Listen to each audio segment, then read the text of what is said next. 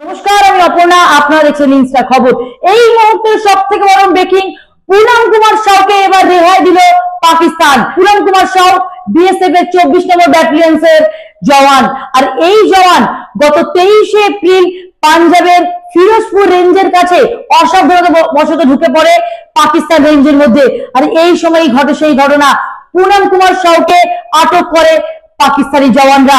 আর তাকে গত 20 দিন তিনি আটক ছিলেন পাকিস্তানি জওয়ানদের হাতে। আর আজ সকাল 10:30 তাকে রেহাই দিল পাকিস্তান। দফায় দফায় বৈঠক হয়েছিল, কিন্তু তাকে ছাড়তে নারাজ ছিল পাকিস্তান সরকার। কিন্তু এইবার এক এক্সচেঞ্জের মাধ্যমে পাকিস্তান সরকার রাজি হলো পুনম কুমার শাওকে রেহাই দিতে। কারণ ভারত সরকারের কাছেও পাকিস্তানের এক রেঞ্জার্স অফিসার ধরা পড়েছিল, আর তাকে দিয়েই এবার এক্সচেঞ্জের মাধ্যমে পুনম কুমার শাওকে রেহাই করলো ভারত। পুনম কুমার শাওকে ফিরিয়ে আনলো ভারত সরকার সুস্থভাবে, সবলভাবে। পুনম কুমার শাও ভারতের মাটিতে পা রেখেছে।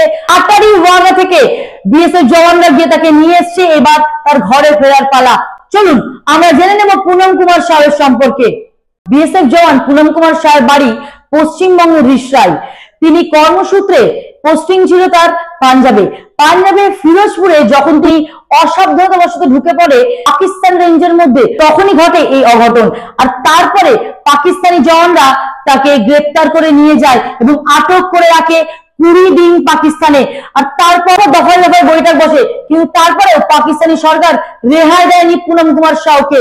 কিন্তু এইবার ভারতের হাতেও, এই যুদ্ধের ফলে ভারতের হাতেও ধরা পড়েছে এক রেঞ্জার্স অফিসার পাকিস্তানের।